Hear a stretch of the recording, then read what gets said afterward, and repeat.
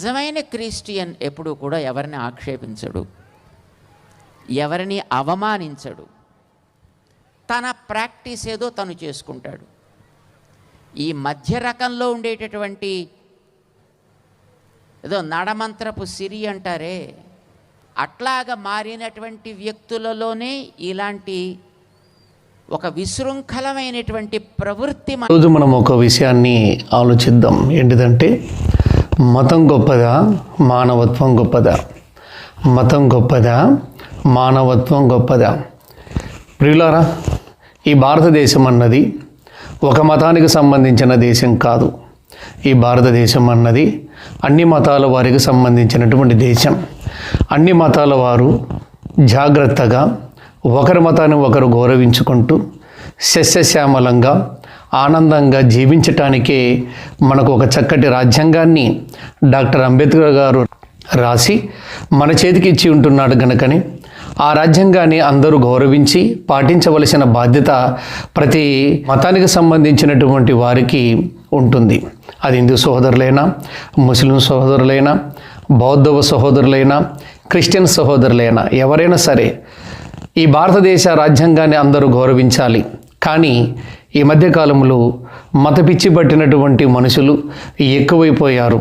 క్రైస్తవుల మీద తిరుగుబాటుతనం, క్రైస్తవుల మీద లేనిపోని మాటలు మాట్లాడుతూ కొట్టడానికి వెళ్ళి, ఇది మా దేశానికి సంబంధించినానికి, మా మతానికి సంబంధించిన దేశం కనుక మా మతానికి సంబంధించిన దేశస్తులే ఈ భారతదేశంలో ఉండాలి కానీ మిగతా వారు ఉండకూడదని చెప్పేసి విచ్చలవిడిగా వీరందరూ మాట్లాడుతున్నారు.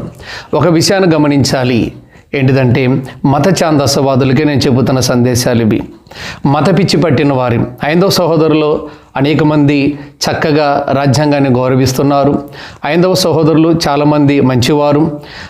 హైందవ సహోదరులకు రాసినటువంటి గ్రంథములు చక్కగా వారు పాటించి అనేక మందిని, అనగా ఇతర మతాల వారిని కూడా గౌరవించే వ్యక్తులు హైందవ సహోదరులు కూడా ఉంటున్నారు.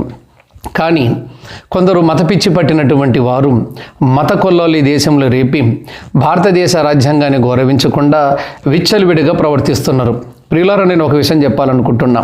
అది ఏ మతము కావచ్చు, అది ఏ మతానికి సంబంధించిన కావచ్చు, కానీ ఏ మతములో ఉన్న మనిషి మానవుడే కదా, మనిషే కదా. ఆ మనుషులు ప్రవహించుచున్న రక్తం అన్ని మతాల వారిలో ప్రవహిస్తుంది కదా. నాలో ఒకే రక్తం ఉంది, తర్వాత క్రైస్తవులలో ఒకే రక్తం ఉంటుంది, ముస్లింలు ఒకే రక్తం ఉంటుంది, బౌద్ధుల సహోదరులు కూడా ఒకే రక్తం ఉంటుంది. ఏమండి, అన్ని మతాల వారిలో కూడా ఒకే రక్తం ప్రవహిస్తుంది. ఈ భూమి మీద మనిషి 60-70 సంవత్సరాల కాలం వరకే జీవించాలి. మనిషి ఎప్పుడు చచ్చిపోతాడో ఎవరికి తెలియదు. ఈ మధ్యకాలంలో హార్ట్ అటాకులని, అలాగనే కరోనా వైరస్ అని అనేకమైనటువంటి వ్యాధులు ఈ సమాజంలో చుట్టుముడుతున్నాయి కనుకని అలాంటి వ్యాధికి ప్రతి మనిషి సంభవించి ఏదో ఒక దినమున చనిపోవాలి. చనిపోతున్నటువంటి మన బ్రతుకులు, ఈ భూమి మీద మనం జీవిస్తున్న మన జీవిత కాలాలు, అంతలో కనబడి అంతలో మాయమైపోతున్న మన బ్రతుకు కాలాల్లో మత ఘర్షణలు లేపుకొని ఒక మతం మీద ఒకరు దుమ్మెత్తు పోసుకుంటూ కొట్టుకోవటాలు, చంపుకోవటాలు, నరుక్కోవటాలు, వీటి వలన ఏం సాధించినారు చెప్పండి? ఏ దేవుడు చెప్పాడు నీకు? ఏ మతం చెప్పింది చెప్పు? బైబిల్ చెప్పిందా ఎదుటివారిని దూషించమని? భగవద్గీత చెప్పిందా ఎదుటివారిని దూషించమని? ఖురాన్ చెప్పిందా ఎదుటివారిని దూషించమని? ఏ గ్రంథం చెప్పలేదే.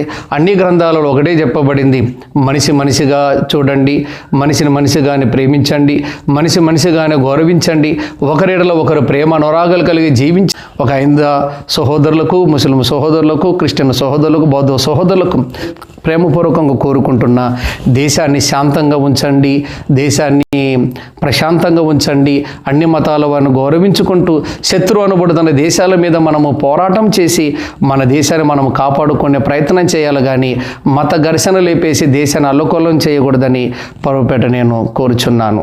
అందరికీ వందనాలు.